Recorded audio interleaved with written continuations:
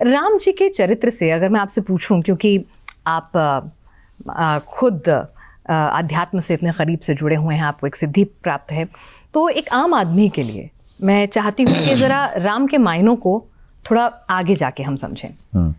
राम एक पुत्र के तौर पर प्रभु श्री राम की ये मर्यादा है कि वो माता पिता की आज्ञा मानकर वन को जाते हैं। ये पुत्र का कर्तव्य है। माता पिता गुरु की वाणी सर्वश्रेष्ठ मानते हैं। पुत्र के तौर पर प्रभु श्री राम ने कभी अपनी माता के वचनों की अवहेलना नहीं की। पुत्र के तौर पर प्रभु श्री राम ने कभी माँ को दुख नहीं दिया। पुत्र के तौर पर प्रभु श्री राम ने कभी वाद विवाद नहीं किया। पुत्र के तौर पर प्रभु श्री राम ने हमें यही सिखाया है कि यही सर्वस्व है, जननी ही सब कुछ है और जननी ही स्वर्ग है और उनकी आज्ञा ही ब्रह्म आज्ञा है। और यही राम ने ब्रह्म होकर के बतलाई। वो ब्रह्म है, पर ब्रह्म ने भी माँ की आज्ञा ब्रह्म से बड़ा मान करके बतलाई। ये प्रभु श्री राम की पुत्र के तौर पर मर्यादा है कि जो कल शाम तक राजा बनने वाले थे वो माता पिता की आज्ञा मानकर प्रातः काल मुस्कुराते हुए वनवास स्वीकार कर लेते हैं। पुत्र ऐसा होना चाहिए कि दुख को भी वो मुस्कुरा करके माता पिता की आज्ञा से सुख को ठोकर मारकर स्वीकार कर ले। वो राम के आदर्श का भक्त है। यानी सही मायनों में अगर हमें राम को जीना है, राम जी के चरित्र को अपने अंदर लाना है और राम भक्त कहलाना है, तो ऐसा पुत्र बनना होगा, ऐसी संतान बननी होगी, तभी आप राम के भक्त हैं।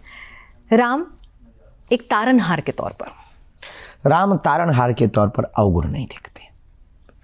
चाहे अहिल्या का चरित्र, अहिल्या का चरित्र हमें यह सिखाता है कि अहिल्या ने अपने जीवन में सबसे बड़ी भूल की। छल हुआ उसके साथ भी, लेकिन तारनहार की दृष्टि देखो। जब राम जी जा रहे हैं तो वन में कोई नहीं दिखाई देता, तो अपने गुरुदेव से पूछते हैं कि यहाँ एक शिला दिखाई पड़ रही, बाकी कोई नहीं दिखाई पड़ रहा, आखिर है क्या, ये कौन सा वन है? तब गुरु ने कहा कि यहाँ पर ये शिला नहीं है, ये गौतम ऋषि की पत्नी अहिल्या है।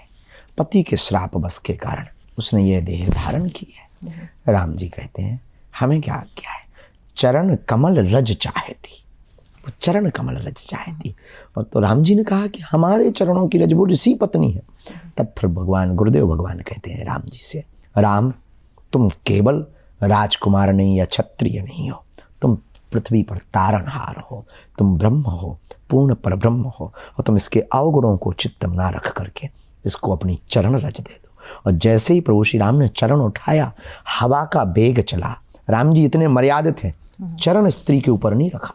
जब उन्हें पता लगा कि वो अहिल्या है और ऋषि पत्नी है और चरण रख देंगे तो क्षत्रिय धर्म नष्ट हो जाएगा, क्षत्रियों को चरण नहीं स्पर्श कराना चाहिए। और कितने अद्भुत मर्यादित हैं। राम जी ने चरण उठाया, छुबाया नहीं, रखा नहीं, चरण रज चाहती, हवा का झोंका लगा और कण रज के जाकर के उसके ऊपर पड़ गए और वो तृप्त हो गई, उतर गई। पर शत पत पावन शोक न सावन, प्रगट भई तप पुंज सही, तुरंत प्रकट हो गई।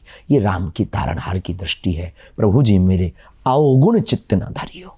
राम के सन्मुख जाने वाला व्यक्ति जैसे ही पहुंचता है तो पर भगवान अवगुण नहीं देखते, वो देखते इसमें गुण क्या है। और राम कथा कहती, सन्मुख होए जीव मोहे जभी, जन्म कोटि अज्ञास है तभी।